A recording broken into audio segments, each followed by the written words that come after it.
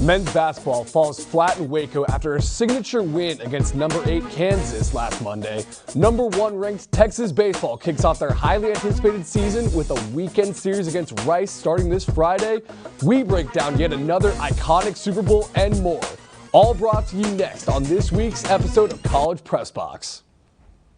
Good evening and welcome to College Press Box. I'm your host, Carter Yates. We've got a great show for you today. The men's basketball team was riding high after a court-storming win over number 8 Kansas last Monday night at the Frank Irwin Center, but all that momentum was quickly dashed in a thorough beatdown at the hands of number 10 ranked Baylor in Waco. Let's take it to the Farrell Center for the highlights. 30 seconds into the game, a missed layup turns into a nice putback tip by Christian Bishop, but Baylor roared back on a 16-6 run. Here's freshman Kendall Brown from the top of the key. Adam Flagler, this one was pure. His first of 4 3-pointers on the day. But it's not just from the outside. James Akinjo with a silky smooth no-look dish for a thunderous dunk. What a 7 assists for Akinjo on Saturday. Trying to stop the breathing, Courtney Ramey gets a nice putback at the buzzer, but here comes Akinjo. Alley-oop to his teammate Jeremy Shokan.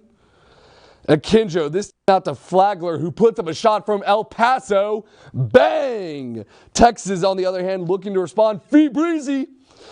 Jace Febris hits his first 3-pointer since January 4th. Last seconds of the first half, Ramey drives left for a fadeaway J.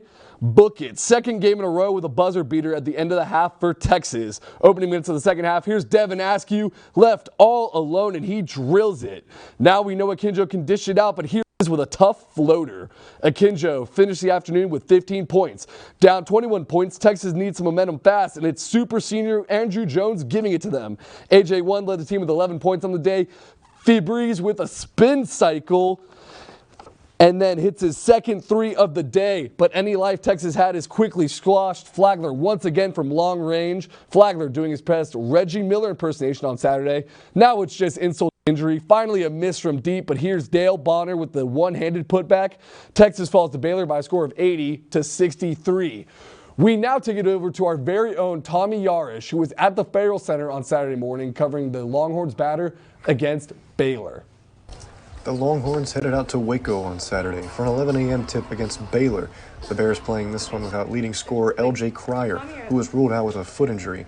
But that seemed to be no issue for the number 10 team in the country as they came out on fire in the first half, scoring 44 points against a Texas defense that's second in the country in opposing points allowed per game with 56.8. In the second half, it was no different as the Bears began to knock down more shots from the outside and were able to hold on defensively even after a late 10-0 run from the Longhorns to make it an 11-point game. Texas was simply out-muscled by the physicality of the Baylor team on both sides of the ball as they were out-rebounded 42-32, gave up 28 points in the paint, and were blocked 7 times. Guard Adam Flagler had 4 threes for the Bears and a game-high 20 points, but the icing on the cake for one of Baylor's best performances of the season. Here's what Timmy Allen had to say about the loss and lack of physicality. I mean, we all grown men. We know what we have to do. One game can't dictate our whole season. And I think we were aware of the rah-rah behind the Kansas game, but we weren't prepared. We weren't ready for the fight that Baylor was going to bring to us. So we just got to come out more physical, and that'll really dictate our season. 80-63, the final here from Waco. Texas outplayed in every facet of the game today, especially physicality-wise. Courtney Ramey in the post-game presser said that all 13 players showed up soft and not ready to play today after that big win over Kansas earlier in the week. And the tough stretch in Big 12 play only continues for Chris Beard and company. They'll have to travel to more hostile territory in Norman, Oklahoma on Tuesday to face off with the Sooners. Signing off from Waco, Tommy Yarrish, TSTV Sports.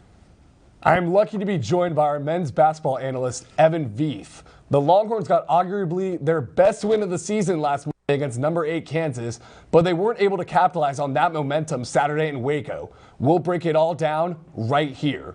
The Longhorns looked energized and passionate in front of the home crowd, but what was the main reason for the Longhorns' success against Kansas?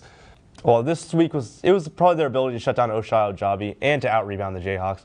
Abaji is the best scorer in the Big 12. He's lethal from every part of the court, and he doesn't really have a single flaw in his game.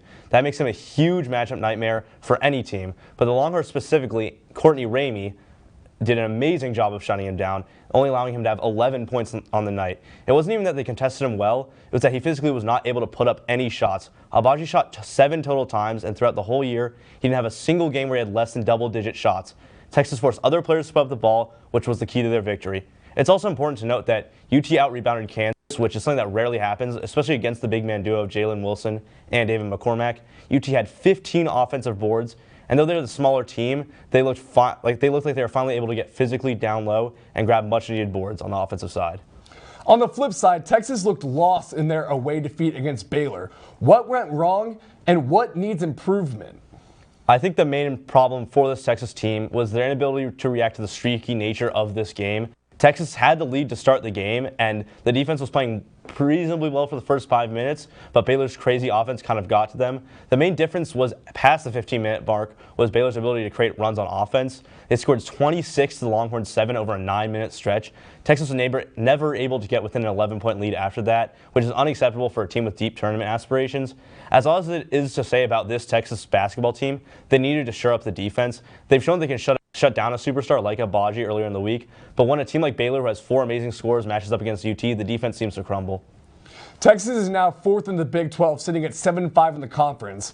What do the Longhorns need to improve on to take down Tech, Baylor, and Kansas in their final matchups? I believe that the main 2 areas that need to be improved is fixing the rotation and being more decisive on the offensive side. The defense will be fixed. Beard is a great defensive mind, and we've seen that they can be the best in the nation throughout this whole year. To beat teams like Baylor and Tech, Beard needs to put more emphasis on playing the right guys and taking open shots. Texas needs less Febris and Disu, more Brock and Askew. And for offensive side, speaking of Askew,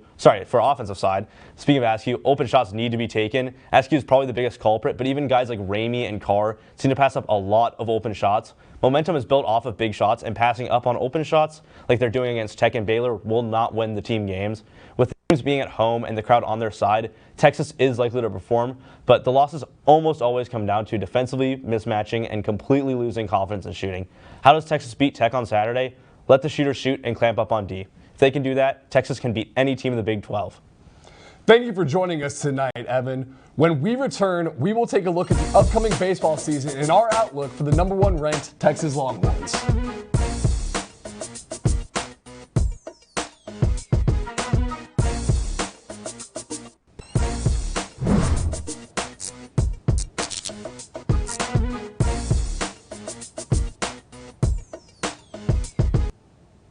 Welcome back to College Press Box. Now we welcome in our baseball analyst, John Kelley. John, thank you for joining us. Happy to be. The #1 ranked Texas baseball kicks off their 2022 season with a 3-game weekend series against in-state foe Rice. John, what are your expectations for this series? Well, Carter, I definitely think it's going to be a good series and it'll answer a lot of questions for this Texas baseball team. Looking back a couple weeks ago at the alumni game, they did lose the game, but it was 8-6.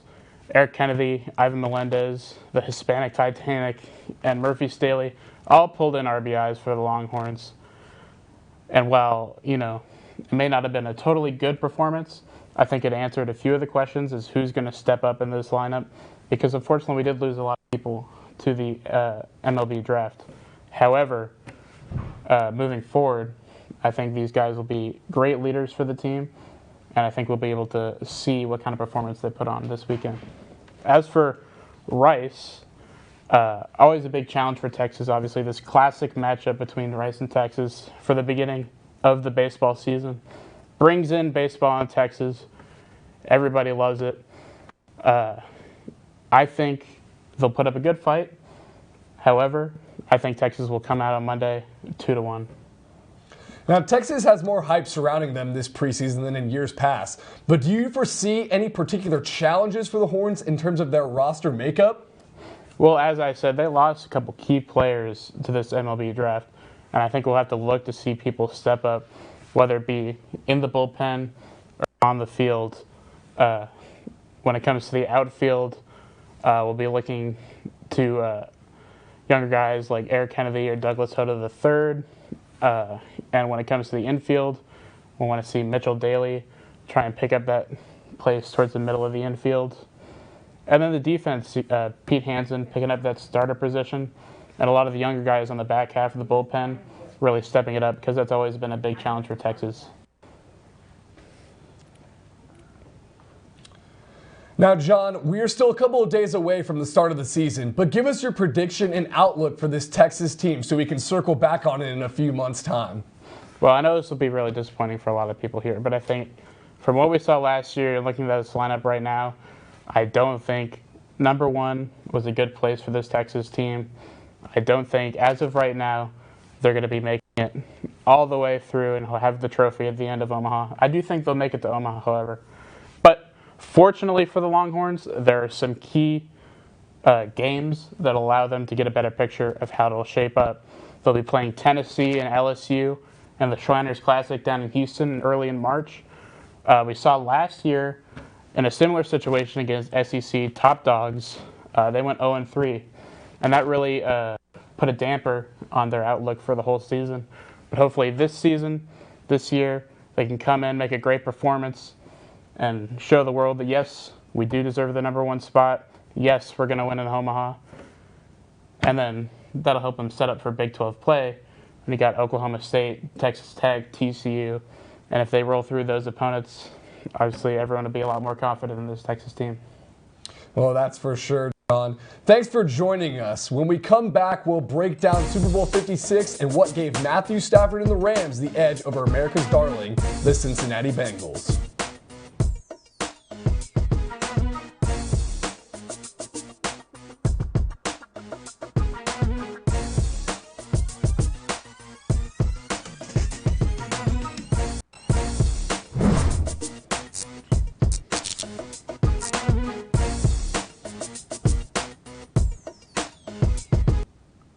Welcome back into College Press Box. The Los Angeles Rams went all in on their 2021 NFL season, trading future draft picks and depth for big-name stars such as Matthew Stafford, Von Miller, and Odell Beckham Jr. It was a big gamble that turned into a Super Bowl ring, and we have our own Tommy Yarrish to break down the game. Tommy, take it away. Thanks, Carter. The Stars were all over the place last night in Los Angeles as the Rams hosted the Bengals in SoFi Stadium. Let's take a look at some of the highlights from Super Bowl 56. Let's get things started with both defenses coming out hot. First it'll be the Bengals' Trey Hendrickson pulls down Matthew Stafford for the sack on the opening drive. Then on the flip side, on 3rd and 1, A'Shawn Robinson forces 4th and short. Next play, Joe Burrow's pass is deflected away by Ernest Jones. That turns the ball over on downs. Next possession for LA, Stafford is going to get the Offensive Player of the Year going. Cooper Kupp gets it in the flat and moves inside the 25 for LA. A few plays later, Matthew Stafford going to lob it up for Odell Beckham Jr. Rams first blood, 7-0 first quarter. Under 2 minutes now in the first. Joe Burrow dropping back in a loft one up for his favorite target, and Jamar Chase makes an incredible one-handed grab while falling to the ground on Jalen Ramsey. You don't hear that sentence too many times when Ramsey's in coverage. Bengals have to settle for a field goal, though, after a big play, and the Rams draw up one of their own, OBJ over the middle. He scampers into Bengals territory inside the 45. Later in the drive, 2nd and 4. Stafford play action rolling out, easy money for Cooper Kupp in the back of the end zone. 13-3 LA after a botched extra point. Cincinnati, though, not out of it yet. Zach Taylor into his bag of tricks. Joe Mixon throws one to the end zone for T. Higgins. Who needs Joe Shiesty when you've got Joe Mixon? Late second quarter now. Stafford trying to direct traffic downfield. Instead, he's going to throw an interception right into the hands of Jesse Bates, and that's ultimately going to close out the first half.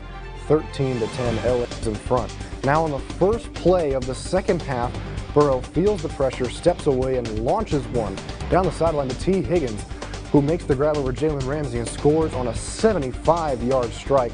Watching the playback, though, it looks like the officials missed a huge face mask call on Higgins, as you see right there, pulling Ramsey to the ground, but nonetheless, the Bengals take the lead. Then things are going to get worse for the Rams. First play of the drive, ball flips out of the hands of Ben Skoranek, and the Bengals pick it up. They're in prime field position. That's a play where the Rams wish they could have had Odell Beckham Jr. on the field. Remember, he tore his ACL earlier in that first half.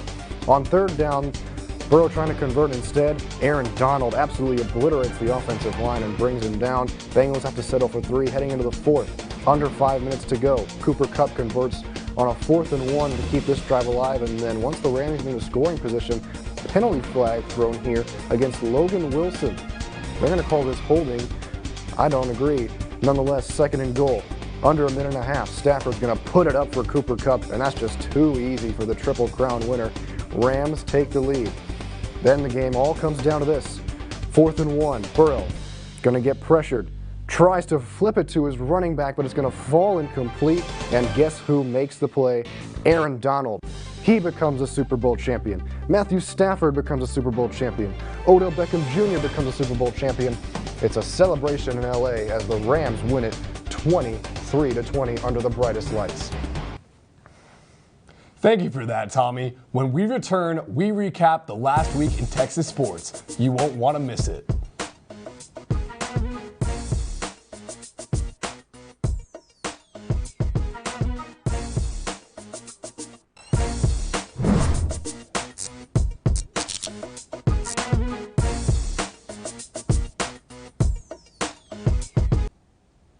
As we welcome you back to College Press Box, we want to take a moment to applaud the Texas women's basketball team for beating arch rival Oklahoma 78-63 in Austin this past Saturday. The Horns were propelled by senior forward Audrey Warren, who matched her career high with 21 points and 5 rebounds.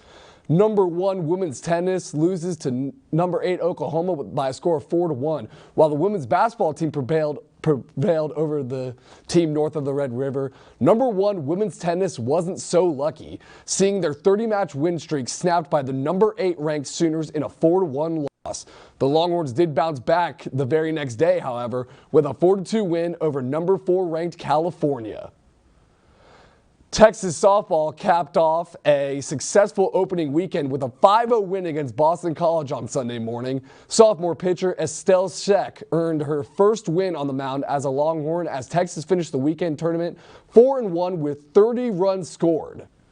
And finally, number 14 ranked Texas men's tennis sweep the UCF Knights on Sunday behind singles victories from Pierre-Yves Bailey, Siem Woldiab, and Micah Braswell. They now head off to the ITA National Team Indoor Championship starting this Friday.